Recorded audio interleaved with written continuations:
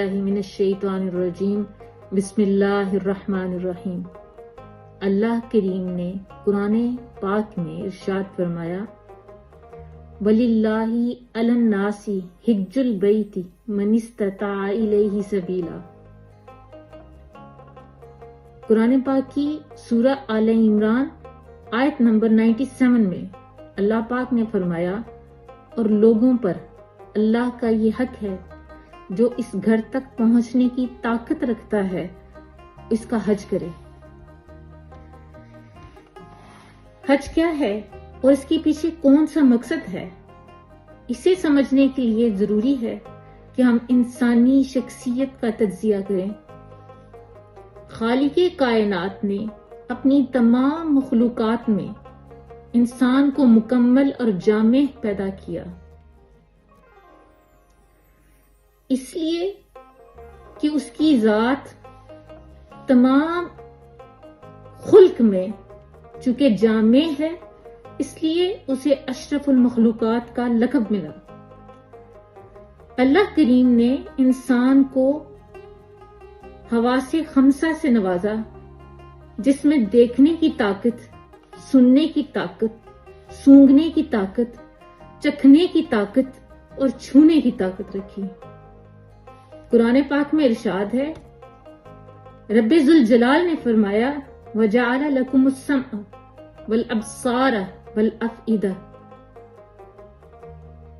سورت نمبر الملک آیت نمبر 23، اور تمہارے لیے کان، آنکھیں اور دل بنایا۔ اب وہ جہاں اللہ تعالیٰ کی اتنی نعمتوں کو استعمال کرتا ہے تو اللہ تعالیٰ نے اس کو دل عطا کیا جس سے وہ محبت کرتا ہے، دنیا سے محبت کرتا ہے۔ قرآن پاک کی آیت نمبر قرآن پاک کی سورہ نمبر آل عمران آیت نمبر 14، اللہ جل مجدہ نے فرمایا وَزُيِّنَ لِلنَّاسِ حُبُّ الشَّهْوَاتِ مِنَ النِّسَاءِ وَالْبَنِينَ، کہ لوگوں کے لیے ان کی مرغوب چیزوں، عورتوں اور بیٹوں کی محبت خوشنما بنا دی گئی۔ گویا یہ چیز انسان کی فطرت میں شامل ہے کہ اس کی نفس میں عورتوں کی، مال کی، دولت کی اور اولاد کی محبت کشش رکھتی ہے۔ اب یہ محبت اگر جائز حد سے گزر جائے تو نقصان دیتی ہے، اور بہرحال یہ بات ثابت اور طے شدہ ہے کہ یہ سب دنیاوی محبتیں انسان کے خمیر میں شامل ہیں۔ ماں باپ کی محبت، بچوں کی محبت، کنبے اور قبیلے کی محبت، تجارت معیشت کی محبت، خوبصورت عمارتوں کی محبت اور سامان و اسباب کی محبت۔ تو یہ ساری محبتیں انسان کو اس دنیا میں رہتے ہوئے اس کے دل کے اندر جگہ بنائے ہوئے ہیں۔ اب یہ محبتیں جب مجاز کی محبت جو ہے خالق کائنات سے محبت کی طرف جاتی ہے تو وہ محبت کا جذبہ خلوص اور وفاداری پر مبنی ہے۔ تو قرآن پاک اس طریقے سے اس بات کو بیان فرماتا ہے۔ اللہ کریم نے سورۃ بقرہ میں آیت نمبر 165 میں ارشاد فرمایا وَالَّذِينَ آمَنُوا أَشَدُّ حُبًّا لِلَّهِ، اور وہ لوگ جو ایمان والے ہیں ان کو تو صرف اللہ کی محبت سب سے زیادہ ہے۔ تو یہ آیت کریمہ کی روح سے اہل ایمان کا شیوا ہے کہ وہ اپنے ایمان کو مضبوط کرتے ہوئے اللہ تعالی کی محبت کو اپنے اندر بسا کر رکھتے ہیں۔ جب ان کے قلوب میں عشق الہی کی آگ بھڑکتی ہے تو سب دنیاوی محبتیں اس میں خش و خاشات کی طرح بھسم ہو جاتی ہیں، اور یاد الہی کے شعلوں سے ان کے من کی دنیا روشن ہو جاتی ہے۔ محبت الہی جب قلب اور بدن میں فروغ پا کر جاں گزی ہو جاتی ہے تو اس محبت کا پیمانہ ہی اتنا لبریز ہوتا ہے کہ وہ دنیا کی محبتیں اس کے سامنے مان پڑ جاتی ہیں۔ پھر وہ بندہ جب اللہ سے والہانہ محبت کرتا ہے، اس کی راتوں کی ساعتیں سجود و قیام، گریہ زاری، آہ و بکا اور نالہ و فریاد سے عبارت ہو جاتی ہیں۔ وہ انسان عجز و انکساری سے اللہ تعالی کی بارگاہ میں ندامت کے آنسو بہاتا ہے اور اللہ تعالی کی محبت میں راتوں کی تنہائی میں اللہ کے حضور سجدہ کرتا ہے۔ اللہ پاک نے قرآن پاک میں سورۃ الفرقان کے اندر آیت نمبر 64 میں ارشاد فرمایا، وَالَّذِينَ يَبِيتُونَ لِرَبِّهِمْ سُجَّدًا وَقِيَامًا، اور جو لوگ اپنے پروردگار کی رضا کے لیے اس کے حضور میں کبھی سجود اور کبھی قیام میں راتیں گزارتے ہیں۔ پھر اللہ تعالیٰ نے اسی ساتھ ہی آگے ارشاد فرمایا سورۃ آل عمران آیت نمبر 191 میں، الذین یذکرون اللہ قیاما وقعودا وعلی جنوبہم، اور ان کے دل یاد الہی میں مشغول ہوتے ہیں، جو کھڑے بیٹھتے اور پہلو پر لیٹے ہر حال میں اللہ کی یاد کرتے ہیں۔ صبح و شام اپنے رب کے شوق میں، اس کے دیدار کے شوق میں پیکرے اضطراب بنتے ہیں۔ علامہ اقبال نے کیا خوبصورت شعر بیان کیا، کبھی اے حقیقت منتظر نظر آ لباس مجاز میں، کہ ہزاروں سجدے تڑپ رہے ہیں میری جبین نیاز میں۔ محبت میں وارفتگی اور ٹوٹ کر چاہنے کا انداز یہ بن جاتا ہے انسان کا کہ وہ دل و جان سے اللہ کی یاد میں مشغول ہو جاتا ہے۔ قرآن پاک اس میں فرماتے ہیں سورۃ مزمل آیت نمبر 8، وَاذْكُرِ اسْمَ رَبِّكَ وَتَبَتَّلْ إِلَيْهِ تَبْتِيلًا، اور اپنے رب کا نام کا ذکر کیا کرو اور سب سے کٹ کر اسی کے ہو رہو۔ یوں تو ہر عبادت، جیسے اللہ تعالیٰ نے ہمیں نماز عطا کی، روزہ عطا کیا، زکوٰۃ کا حکم دیا، حج کا حکم دیا، تو نماز ایسی عبادت ہے جس میں آپ اپنا وقت نکالتے ہیں، وضو کرتے ہیں، کعبے کی طرف رخ کرتے ہیں اور اللہ کی بارگاہ میں سجدہ و قیام کر رکوع کرتے ہیں۔ روزہ اس کی محبت میں ہر وہ چیز جو حلال ہے ہم پہ، ہم اس سے رک جاتے ہیں۔ جیسے کھانا پینا اللہ تعالیٰ نے ہمارے لیے حلال رکھا، لیکن رمضان میں ہم اللہ کے حکم کے لیے ہم اپنے آپ کو بھوکا رکھتے ہیں۔ زکوٰۃ ہم اپنے مال کا حصہ نکالتے ہیں، وہ مال جس سے ہم محبت کرتے ہیں، جو فطری چیز ہے محبت، وہ پھر ہم اللہ کی راہ میں نکالتے ہیں۔ لیکن جب بات آتی ہے حج کی، تو انسان اپنی ساری چاہتیں اس سفر کے لیے قربان کرتا ہے۔ پہلے وہ تڑپ اس میں آتی ہے کہ اس نے حج پہ جانا ہے، پھر وہ مال جو اس نے جس سے محبت کی ہے وہ جمع کر رکھا ہے، پھر وہ نیت کرتا ہے اور دعا کرتا ہے، تڑپتا ہے اور عرض کرتا ہے، اور پھر وہ جو اس کو بڑا پیارا اور بڑی محنت سے کمایا ہوا مال ہے، پھر وہ جمع کر کے اس رستے کی طرف نکلتا ہے۔ اب جب وہ حج کے ارادے سے اپنے گھر سے نکلتا ہے اور اللہ کے گھر میں داخل ہونے سے پہلے حج کس قدر خوبصورت ایمان کا رکن ہے، حج کا اگر ہم تذکرہ کریں یا تجزیہ کریں تو اس کا تعلق شعائر اللہ سے ہے، یعنی اللہ کی نشانیاں، محبوبان الہی کی یاد میں عشق اور محبت کے والہانہ پن سے عبارت ہے۔ اللہ کے گھر میں داخل ہوتے ہی آنکھیں برسات کا منظر پیش کرتی ہیں اور آنسوں کی جھڑی جذبہ عشق و مستی کی تسکین محسوس کرواتی ہیں۔ اور کیا کرتا ہے انسان؟ جب انسان اس شہر میں داخل ہوتا ہے، حرم میں پہنچتے ہی وہ سجدہ ریزی نہیں کرتا، وہ رکوع اور سجود اور نماز نہیں کرتا، بلکہ غلاف کعبہ کو دیکھتے ہی اس کی آنکھوں میں جو برسات آتی ہے۔ اور عقل کی بات اگر ہم کریں تو کیا ہے کہ وہ حدود حرم میں داخل ہونے سے پہلے اپنے قیمتی اور بڑے چاہ سے سلائے ہوئے لباس کو اپنے تن سے جدا کرتا ہے، اتارتا ہے، اور کفن نما 2 چادریں اپنے جسم پر زیب تن کرتا ہے۔ وہ انسان ٹوپی اور دستار جیسی عزت کا نشان سمجھا جاتا ہے، وہ اتارتا ہے۔ وہ اپنے پیروں سے وہ قیمتی جوتے اتارتا ہے اور پیکرے عز و انکساری کے ساتھ ننگے پاؤں اور ننگے سر حرم شریف میں، اللہ کے گھر میں، کعبے میں 7 چکر مکمل کرتا ہے، جسے عرف عام میں طواف کہا جاتا ہے۔ پھر وہ ایک گوشے میں پڑے پتھر کو جو نصب ہے اس کی طرف بڑا دیوانہ وار لپٹتا ہے،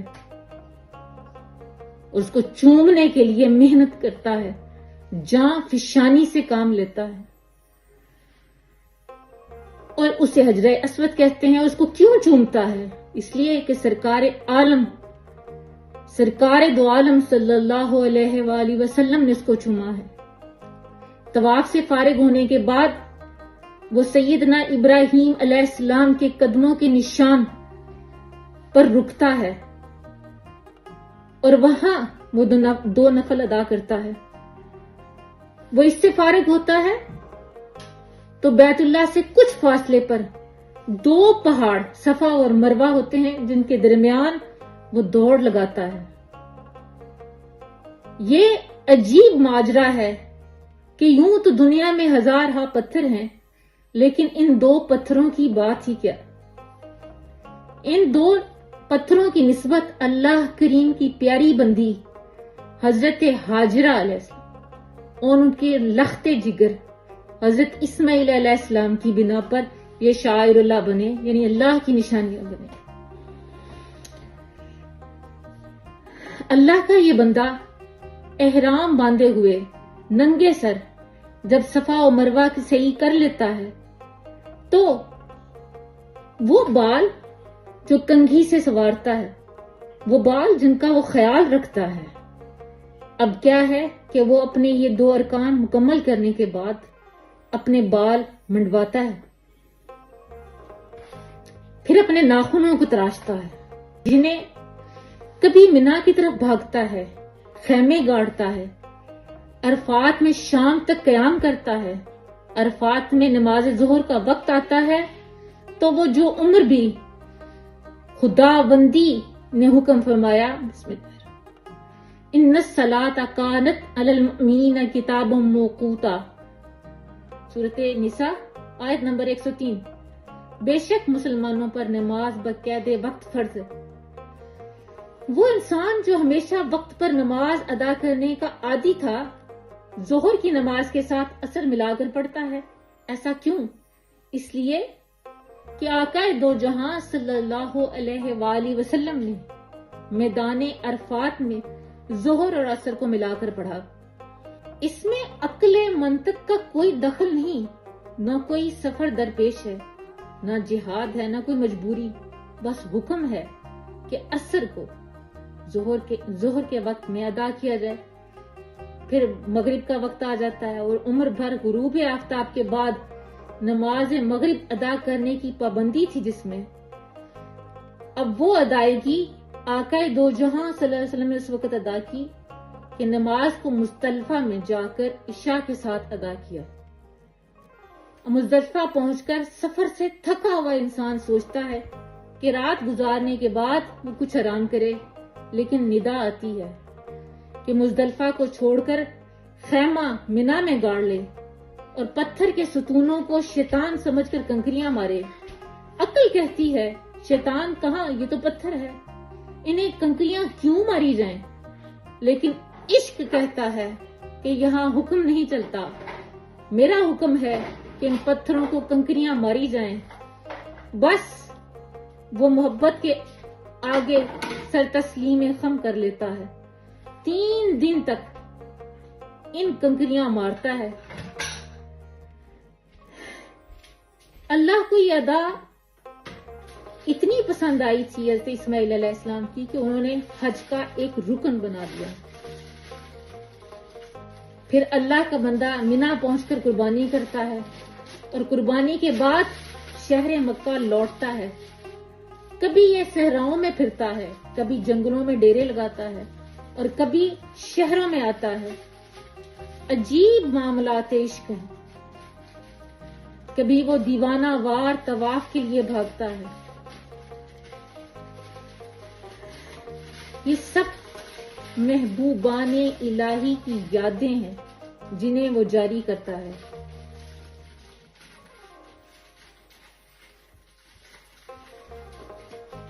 عبادت اور ادب میں فرق ہے۔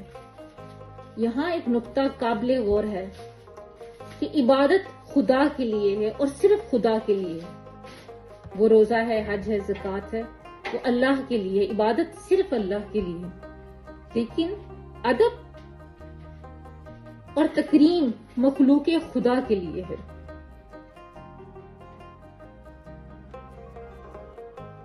جب شاعر اللہ کی تعظیم اور ادب کا حکم دیا تو اس کے پس پردہ حکمت یہ ہے کہ رب ذوالجلال نے انسان کے ذوق محبت کو بلند و بالا مقام عطا کیا، اور اسی طرح کچھ اپنے انبیاء اکرام اور برگزیدہ اور مقبول بندوں کی داستانوں اور زندگیوں کے چن چن کر بنی نوح انسان کے سامنے رکھے، جو عشق اور محبت اور ایثار و قربانی کا درجہ اختیار کیے ہوئے ہیں۔ اسی طرح اگر ہم حج کے ہی معاملے میں حضرت ابراہیم علیہ السلام کی کچھ امتحانات جو اللہ تعالیٰ نے ان سے لیے، ان میں پہلا امتحان، حضرت ابراہیم علیہ السلام عاشقوں کے کافروں کے سردار تھے۔ جد انبیاء ہونے کے ناطے قرآن کریم نے خصوصیت کے ساتھ ان کی داستان عشق و محبت، امتحان اور آزمائش کے واقعات بیان کیے، جن میں پہلا واقعہ نمرود کی بھڑکائی ہوئی وہ آگ جس میں آپ کو ڈالا گیا۔ اور حضرت علامہ اقبال کیا خوب فرماتے ہیں کہ بے خطر کود پڑا آتش عشق میں نمرود، بے خطر کود پڑا آتش نمرود میں عشق، کہ عقل ہے محو تماشا لبے بام ابھی۔ اور اگر قرآن پاک کو دیکھیں تو قرآن پاک کی سورت الانبیاء آیت نمبر 69 میں اللہ پاک نے فرمایا، یا نارو کونی بردم و سلام علی ابراہیم، کہ جب آپ کو آتش کدہ میں پھینکا گیا تو ہم نے حکم دیا اے آگ ٹھنڈی ہو جا اور حضرت ابراہیم کے لیے سلامتی کا باعث بن جا۔